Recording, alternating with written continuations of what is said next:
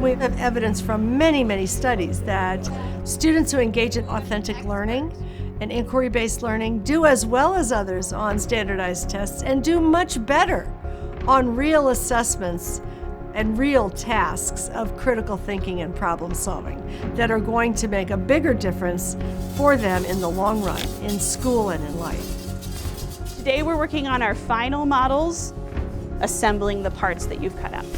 Yeah, that's good. And if we can't get it straight, we can just sand it a little bit. Yeah. There are many aspects of what goes on in a well-designed project that deepen understanding, that open up the brain for learning, and also create connections that will allow that learning to be transferred to new situations. Go ahead, guys.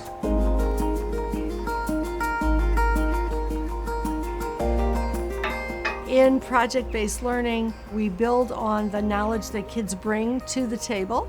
Ground of the play structure is not safe. We could say to the person who made the park to fix the park. They are extending what they know into an area of inquiry, which is motivating and exciting to them.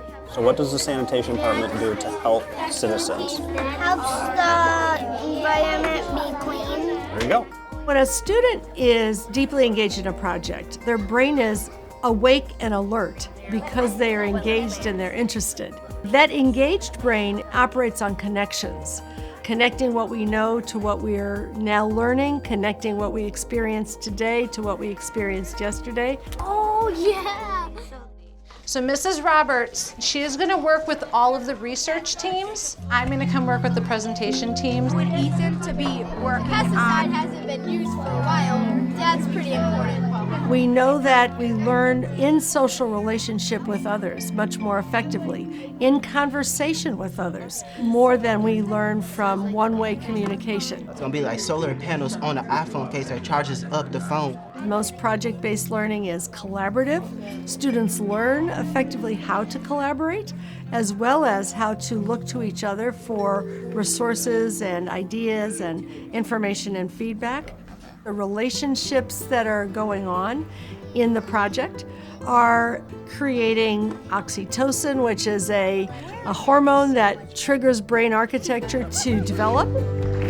Even if there is a chance that what happened in Alaska could happen to the Arctic, it could be devastating. Regular people do not, like my parents and your parents, do not have the means to just stop and go buy an electric car.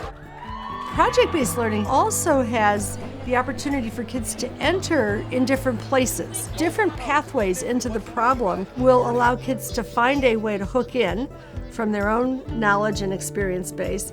It will also give multiple ways for the group to understand the problem as they share those with each other. And so that really enables a classroom that is of necessity, full of variation, to take advantage of that diversity rather than trying to sort of avoid it or stomp it out, as we would have to do if we were trying to do a standardized curriculum. We're looking to see if the bubble is between the lines. It is! What angle do we need to play?